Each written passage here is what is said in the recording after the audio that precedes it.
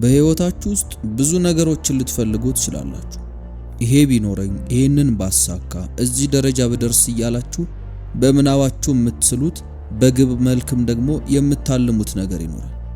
ታዲያ ትልቁ ጥያቄ እንዴት ነው ወደምትፈልጉት ነገር መድረስ የምትችሉት ወይም ደግሞ የምትፈልጉትም ነገር ወደ እናንተ የሚመጣው የሚለው። ታዲያ በዛሬ ቪዲዮ በህይወታችሁ ውስጥ ሩቅ ነው ብላችሁ የምታስቡትን ግብና ፍላጎታችሁን ወደ እናንተ የምትስቡበትን የምትፈልጉትም ነገር እናንተን መልሶ እንዲፈልጋችሁ የምታደርጉበትን ሚስጥር ነው የምነግራችሁ።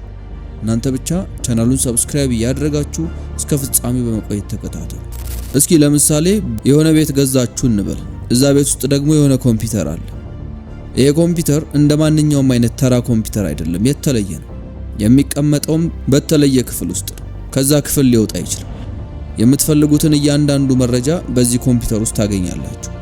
የመረጃ ማጠራቀሚያ ብላችሁ ልትጠሩት ትችላላችሁ። እያንዳንዱን የምትፈልጉትን ነገር እዛ ኮምፒውተር ውስጥ ገብታችሁ ብታዩት ታገኙታላችሁ። ከናንተ የሚጠበቀው ነገር ጥያቄ ሲኖራችሁ ወደዛ ክፍል በመግባት ኮምፒውተሩ ላይ ጽፋችሁ መጠየቅ ነው። የጠየቃችሁትን ጥያቄ ከጨረሳችሁ በኋላ ሰብሚት ካደረጋችሁት የጠየቃችሁትን ጥያቄ ለማሟላት ብሎ ፕሮግራሙን እየቀዳ ነገሮችን እያስተካከለላችሁ ይሄዳል ነው። አሁን እንግዲህ የምለው ነገር ገብቷችኋል ብዬ አስባለሁ። እንደዚህ አይነት ኮምፒውተር ቢኖራችሁ በየቀኑ ትጠቀሙበታላችሁ። ለምሳሌ ገቢያችሁን ለማሳደግ ፈልጋችሁ ይሆናል። ወደዛ ክፍል እየገባችሁ ኮምፒውተሩ ላይ ተጨማሪ ገንዘብ ማግኛ መንገድ ወይም ደግሞ ተጨማሪ ጤንነት፣ የተሻለ ግንኙነት ምናምን እያላችሁ ቁጭ ብላችሁ እየጻፋችሁ ትጠይቁታላችሁ አይደል? ያ ኮምፒውተር እንግዲህ አእምሯችሁ ውስጥ ነው ያለው። ያንን ኮምፒውተር ደግሞ ሰብኮንሺየስ ማይንድ ወይም ደግሞ ድብቁ የአእምሮ ክፍል ብለን እንጠራዋለን። በተራ ሰዎችና እዚህ ዓለም ላይ ስኬታማ በሆኑ ሰዎች መካከል ያለው ልዩነት ስኬታማ የሆኑ ሰዎች ይህንን ኮምፒውተራቸውን በየቀኑ ነው የሚጠቀሙበት፣ በደንብ ነው የሚጠቀሙበት። ሌላው ተራ ህዝብ ግን አልፎ አልፎ ነው የሚጠቀሙ። በቃ ልክ እንደ መኪና አደጋ በሉት። አልፎ አልፎ ሐሳቦች ይመጡላችኋል። በአእምሯችሁ ላይም የመጡትን ሐሳቦች አረ ይሄ በጣም አሪፍ ሐሳብ ነው ትሉና እቤት ስትገቡ ግን ቁጭ ብላችሁ ቴሌቪዥን ማየታችሁን ትቀጥላላችሁ። እዚህ ሐሳብ ላይ ምንም አይነት እንቅስቃሴ ወይም ደግሞ ተግባር አልወሰዳችሁ። ድብቁ የአእምሯችሁ ክፍል በውስጣችሁ ተሸሽጎ ያለ ነገር። ስለዚህ ይህንን ነገር ተጠቅማችሁ እንዴት ነው የምትፈልጉትን ነገር ማሳካት የምትችሉት? ምን ያክል ኃይል እንዳለውስ እንዴት ነው የምታውቁት የሚለውን እንመልከት። ድብቁ የአእምሯችሁ ክፍል ውስጥ የተቀመጡ እያንዳንዱ መረጃ በውጭ ላይ የመመልከት አቅም አለ። ስለዚህ ከተወለዳችሁ ጀምሮ የነበረውን እያንዳንዱን ኢንፎርሜሽን እዛ የአእምሯችሁ ክፍል ውስጥ አለ ማለት ነው። ያ ማለት ደግሞ አእምሯችሁ ያንን መረጃ እንደፈለገ እየወሰደ መጠቀም ይችላል ማለት ነው።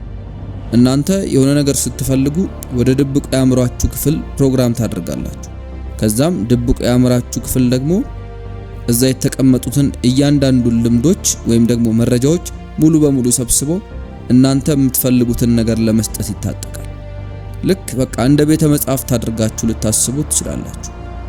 የምትፈልጉት መጽሐፍ ካለ ላይብራሪ ውስጥ ለሚጠብቀው ሰው ትነግሩታላችሁ። ያ ሰው ደግሞ የትኛው መደርደሪያ ላይ እንደተቀመጠ ስለሚያውቅ ወይ ይነግራችኋል ወይም ደግሞ ሄዶ አምጥቶ ይሰጣችኋል።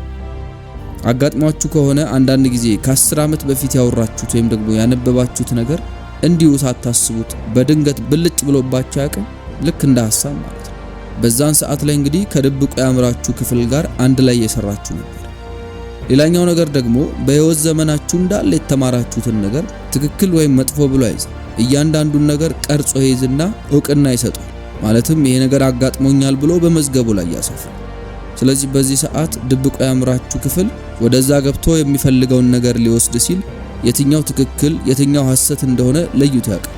በተጨማሪም ደግሞ ከኛ ልምድ ወይም ደግሞ ተሞክሮ ውጭ ያለውን ነገር በደንብ ጠንቅቆ ያውቃል።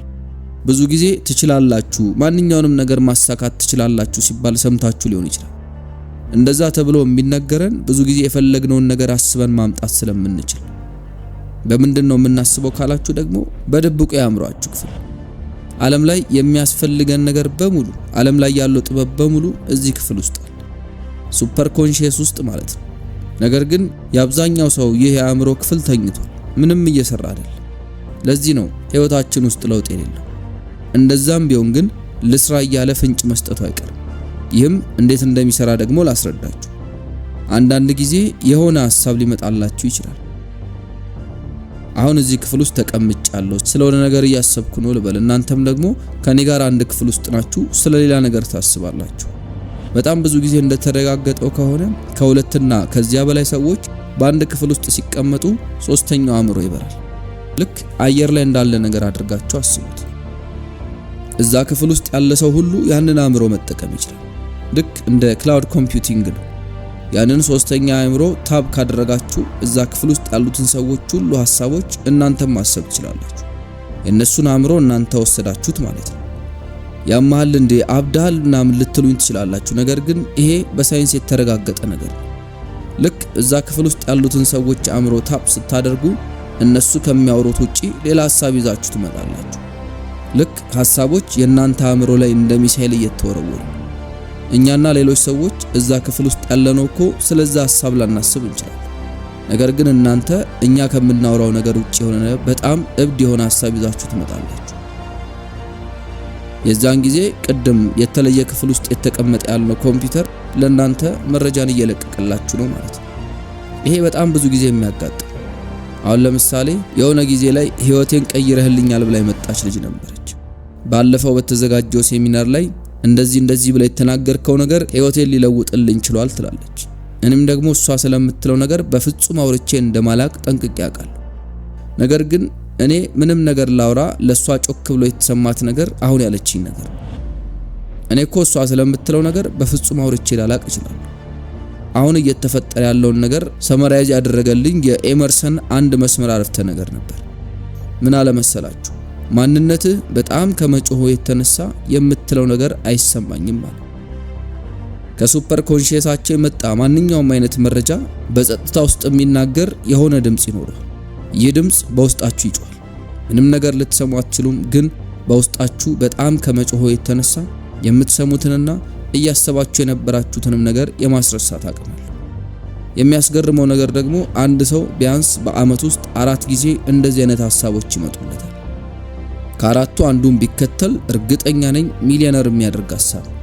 ሁሉም ሰው ይሄ ነገር አለው። ስለዚህ አስታውሱ፣ ሚሊዮነር መሆን የምትፈልጉ ከሆነ ሱፐር ኮንሺየስ ማይንዳችሁ ለእናንተ ሐሳብን እየለቀቀላችሁ እናንተ ሚሊዮነር እንድትሆኑ ይፈልጋል። ለዛም ነው ለእናንተ ሐሳቦችን እያፈለቀ እየወረወረላችሁ። የሚያስገርመው ነገር ደግሞ ሱፐር ኮንሺየስ ማይንድ በጣም ገለልተኛ አካል። አእምሯችሁን ኔጌቲቭ ነገር ላይ ካደረጋችሁት ህይወታችሁን ሊያመሰቃቅልባችሁ ዝግጁ። በዛው ልክ ግን ለሰብ ኮንሺየስ ማይንዳችሁ ፖዚቲቭ የሆኑ ነገሮችም እየመገባችሁት ከሆነ ሱፐር ኮንሺየስ ማይንዳችሁ ከሰብ ኮንሺየስ ማይንዳችሁ የወሰደውን ፖዚቲቭ ነገር ወደ እናንተ ማምጣት ይፈልጋል። ለእናንተ የሚያስፈልጋችሁ ጥርት ያለ ግብ፣ ምን እንደምትፈልጉ በደንብ ለይታችሁ የምታውቁ ከሆነ ያንን ነገር ለእናንተ ማምጣት ይፈልጋል። ምን በማድረግ ካላችሁ ደግሞ ሐሳቦችን ወደ እናንተ አምሮ በማምጣት ያንን ሐሳብ መከተል አለመከተል ደግሞ የእናንተ ምርጫ። አንድ ነገር ግን አስተውሱ፣ የምትፈልጉት ነገር እንዳለ እናንተን መልሶ ይፈልጋል። ሚሊዮነር መሆን ከፈለጋችሁ አእምሯችሁም እናንተ ሚሊዮነር እንድትሆኑ ይፈልጋል። ነገር ግን ያችን ድምጽ ማዳመጥ አለባችሁ። ያችን ድምጽ ደግሞ ቢያንስ በአመት 4 ጊዜ ታዳምጡታላችሁ። አብዛኛውን ጊዜ መኪና እየነዳችሁ ወይም ደግሞ የሆነ ስራ እየሰራችሁ ብልጭ የሚል ሐሳብ ይኖርባችኋል። በእንደዚህ አይነት ሰዓት ላይ አጀንዳ ላይ ወይም ደግሞ የሆነች ማስታወሻ ነገር ላይ እቺን ነገር ጻፍ ማድረግ በጣም ተገቢ ነው። ብዙ ሰዎችን አውቃለሁ ለዚህ ብቻ ብለው ማስታወሻ ይዘው የሚዞሩ፣ አለፍ ሲልም ደግሞ የሆነ ሐሳብ ሲመጣላቸው ስልካቸውን አውጥተው በድምጻቸው እየተናገሩ ያንን ሐሳብ ቀርተው ያስቀሩታል። ነገር ግን አብዛኛው ሰው እንደዚህ አይነት ሐሳብ ሲመጣለት ለምንድነው ግን ሰው ይሄንን እየሰራ ያለው ነው ብሎ ያልፋል። ከዛም ከአንድ አመት በኋላ ያንን ነገር የሰራ ሰው ሲያጋጥመው እንዴ ይሄንን ሐሳብ እኮ እኔ ከአንድ አመት በፊት አስቤው ነበር ምናምን ይላል። ስለዚህ ልዩነቱ የቱ ጋር ነው ካላችሁ ሐሳቡን ወስደው ወዲያው ወደ አክሽን ያደረጉት ወይም ደግሞ ወደ ተግባር የቀየሩት ሰዎችና ሐሳቡን ወስደው ዝም ብለው ብቻ አሰላስለው የተዉት ሰዎች ማላቸው ያለው ልዩነት በጣም ሰፊ። በዚህ ዓለም ላይ በጣም ከባዱ ነገር የራሳችሁን ሐሳብ ማመን። እመኑኝ፣ ይህንን ነገር ስል በጣም በእርግጠኝነት ነው ማለት። አብዛኛው ሰው የሚያስበው በዚህ መንገድ ስለሆነ እኔ ካሰብኩት ሁሉም ሰው አስቦታል ብለው ነው የሚያስቡት። ወይም ደግሞ እኔ ካሰብኩት ምንም ደና ነገር የለውም ይላል። እኔ ብቻ ካሰብኩት ደግሞ የሆነ ችግር አለበት ብሎ ስለሚያስቡ ያንን ሐሳብ መከተል ያቆማል። በዛው ልክ ግን በአንድ ሐሳብ ተነስተው ህይወታቸውን ሙሉ ለሙሉ መቀየር የቻሉ ብዙ ሰዎች አሉ። እንዲያውም ህይወታቸውን የቀየሩበት ሐሳብ ከስራቸው ወይም ደግሞ ከሚያደርጉት ነገር ጋር በፍጹም አይገናኝም። ስለዚህ ሁሌም ቢሆን ነቅታችሁ ቁጭ በሉ።